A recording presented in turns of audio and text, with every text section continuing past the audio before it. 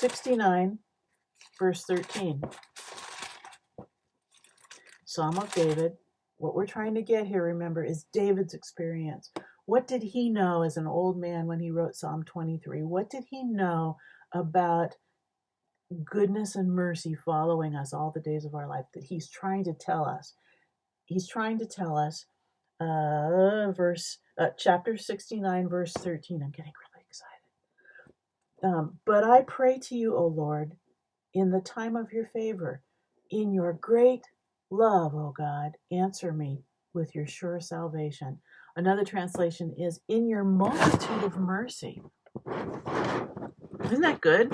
In your great love, in your multitude of mercy, O God, answer me with your sure salvation. Okay, keep going. 86 verse 5. And remember, when I was looking up these scriptures for the first time and trying to keep track of what the different translations said about goodness and mercy, I was still just going along going, okay, here's another one. Okay, we still have a way before it finally gets into my head and I go, oh, I see. So I still wasn't getting it yet.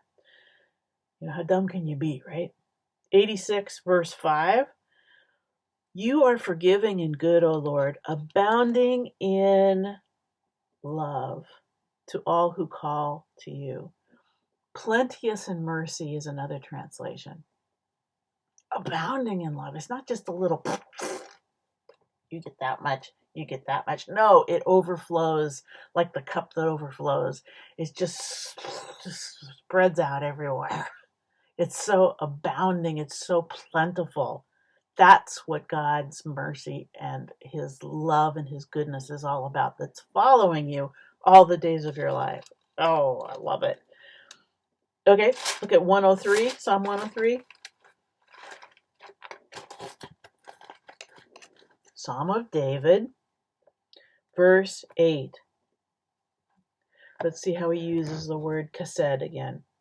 The Lord is chesed and gracious, slow to anger, abounding in love. The Lord is compassionate. Now, we haven't heard that before, but that's a translation of this word chesed, compassionate. Compassion is following you all the days of your life. Don't we need that? Psalm 108. Psalm of David, verse 4. For great is your chesed, higher than the heavens, your faithfulness reaches to the skies. My NIV says, great is your love. Do you have mercy there? Same thing, chesed.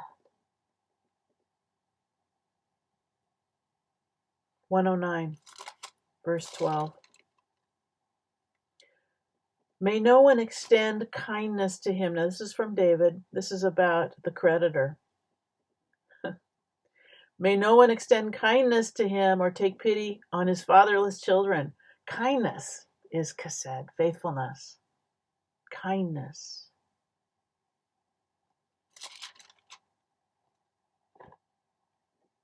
You know what? I just made a huge mistake. That was Psalm 109. It's another one. I don't have that in my notes. That's funny. That's an extra one. Bonus! 109, verse 12. May no one extend kindness, mercy, chesed, to him. Okay.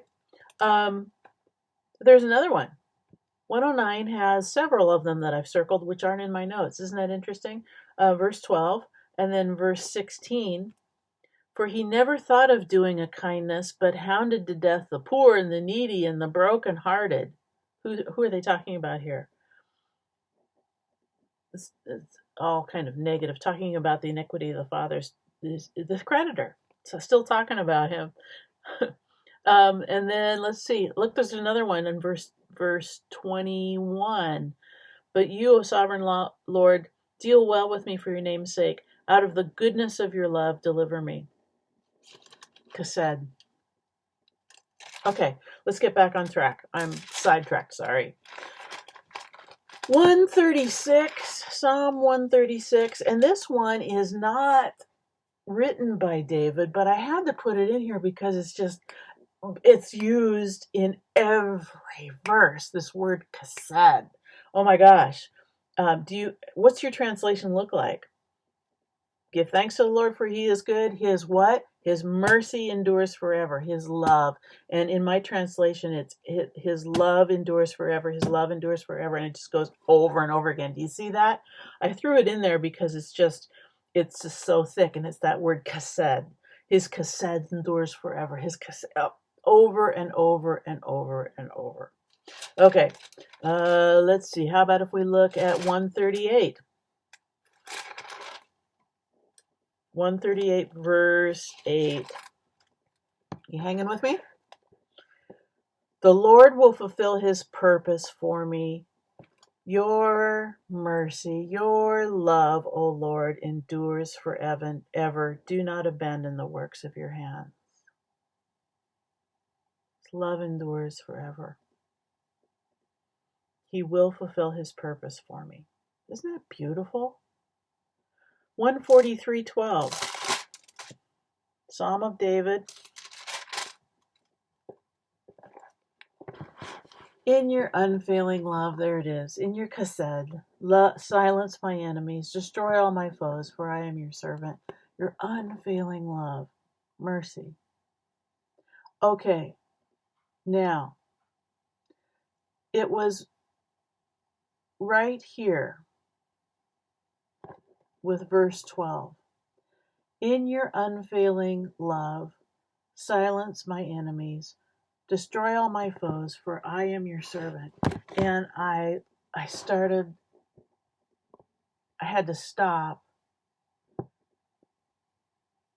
and review my notes, and I got it.